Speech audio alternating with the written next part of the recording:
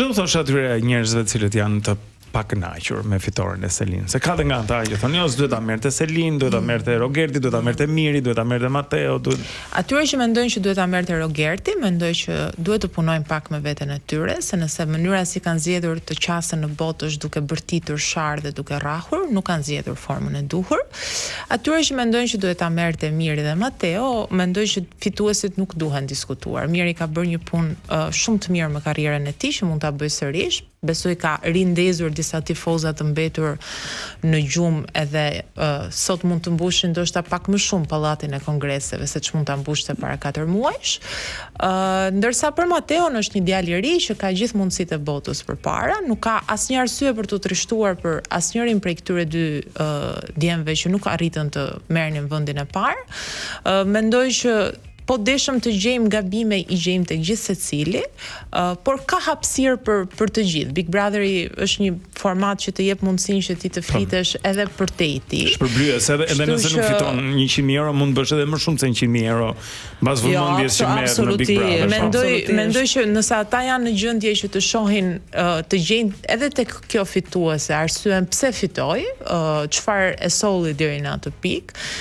Unë mendoj që ne si popull kemi nevojë të shohim pak gjërat në sens më kritik, se kemi një tendencë që nëse rezultati nuk shkon siç e duam ne, automatikisht është i gabuar.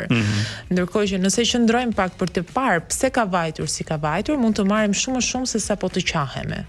Unë kam vënë re edhe gjithmonë kjo gjëja që janë shumë polemik kur një person pastaj fiton. Domethënë dhe janë më mbrojtës te ato që nuk fitojnë. Për shembull, është bërë polemika shumë për Mateo në këtë rast në rrjet, sesa për Mirin dhe Rogertin, me thënë drejtën.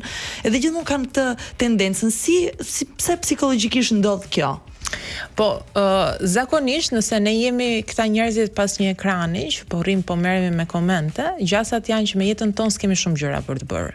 Se ne të tre këtu nuk kemi shumë kohë të rrim të bëjmë komente. Dhe nëse unë nuk kam shumë gjëra për gjithsesi njerëzit është një show i bukur i cili është okay të investohesh. Jam shumë dakord tek investime. Por nëse ti po harxhon kohë nga jeta jote për të sharë, nuk është më thjesht një investim. Se është tjetër gjë që ti thua shumë suksese, urime, po dua të fitoj pa diskutim, Dhe është tjetër gjë që ti të marrësh kohë të gjatë për të thënë që fituesi nuk ishte njeriu i duhur. Dhe po pra pse ndodh ky Këtë po mundohem të shpjegoj. Në momentin që unë nuk jam e përmbushur me jetën time, ka shumë më shumë gjasa të identifikohem me ty që humbe sesa me ty që fitova. Okej, kështu që sepse unë tek ty e gjej shumë më shumë veten dhe them që ty ta bën pa drejtësi dhe gjasat janë që më kanë bërë dhe mua pa drejtësi. Okej, është si ti për refleksioni, po, e kuptoj. Dhe në momentin që unë them që është pa drejtësia që na bën ne të dyve humbës, ikën përgjegjësia nga unë. Okej, e kuptoj. Pra ne humbsin e shohim gjithmonë, kam pas një pedagogja ime thoshte, ju thoni gjithmonë më ngele dhe mora 10. Kur ngelni e kemi fajin ne. Kur merrni 10 i merrni vet.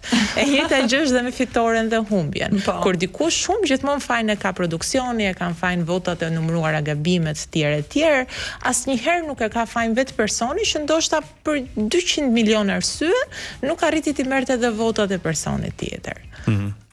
Krijon mendon një lloj varësie emocionale Big Brotheri dhe dua të pyes gjithashtu edhe ky ndërveprimi, sepse kur ka filluar këtu që është show më i vjetër se sa kur filloi këtu, po në 2008 kam përshtypjen nga qenë sezoni i parë i Big Brotherit dhe nuk ishte, fitoi Arbër Çepani ka fituar herën e parë, por nuk ishte rrjete sociale ende në atë kohë. Pra çfarë diskutohen në tavolina të nesërmen, kishte artikuj, revistash, gazetash, gjithashtu, por nuk kishte një mundësi që nuk po arrit dot ta konceptoj këtë gjë, se si bëhet bigu me rrjetet sociale. Ti pra bëhesh është më ndërveprues, sepse ti tani mundesh të hysh në rrjetin social atje, të japësh komentin tënd, të formosh këto grupet që përmendëm, Team Mateo, Team Selin, Team Miri, Briteo, Selimbo. Po. Mendoj që edhe aso kohë kur ka qenë Big Brother i parë ka pasur goxha zhurmë, thjesht se zhurma bëhen ndryshe.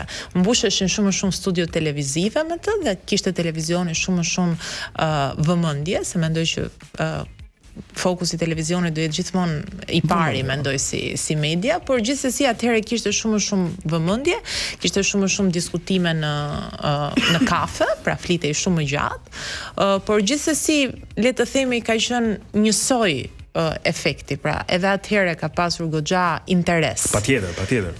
Ka pasur goxha interes sepse mendoj që është ajo që thash, janë ca gjëra që janë shumë brenda nesh që ne kemi një nevojë dhe dëshirë për të parë çfarë do ndodhe. Unë e mbaj mend dhe Big Brotherin e parë, kam qenë mjaftueshëm e rritur për ta mbajtur mend dhe ka qenë një Big Brother që ka nxjerrë goxha djem dhe vajza të suksesshëm. Po.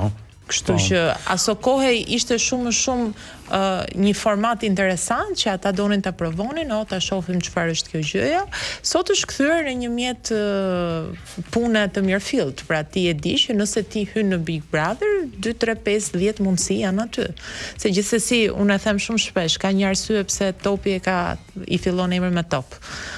Dhe përsa kohë është në top, ti do duash gjithmonë të jesh pjesë e saj. Fenomen i jashtëzakonshëm, po ta mendosh, ka shumë njerëz që s'kan asnjë lidhje me topin, cilët gjithsesi e shfrytëzojnë me live-et që bëjnë Instagram, me këto grupet e komenteve, ata janë të afiluar në asnjë lloj forme me produksionin vetë, megjithatë e përdorin për klikime, për kështu që prodhon, po themi, han bukë edhe njerëz të tjerë. Siç thot populli jon, pema me kokra gjuhet. Sa më shumë kokra të kesh, aq më shumë njerëz do kesh poshtë duke u munduar të marrin diçka. Kështu që ti mendon që ishte një sezon i suksesshëm.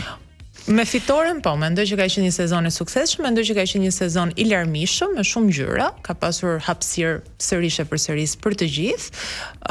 Ka pasur shumë debate që do doja të mos kishin qenë, por mendoj që ndonjëherë ne e kërkojmë vetë këtë lloj gjëje dhe këtë mund ta vëmë re në shumë gjëra të Shqipërisë, në shumë instanca, jo vetëm në televizion, por më vjen mirë që në fund fitoi një personazh që i kishte të gjitha. E kishte patjetër Selin dhe agresivitetin edhe rebelizmin, por nëse asaj ja justifikoi për 1000 arsye, të rriturve ja justifikoi shumë më pak, se mendoj që urtësia duhet të jetë pjesë e tyre, në sensin e qasjes ndaj gjërave, që nuk u duk dhe pothuajse nuk duket asnjëherë. Duhet të kishin më pjekuri.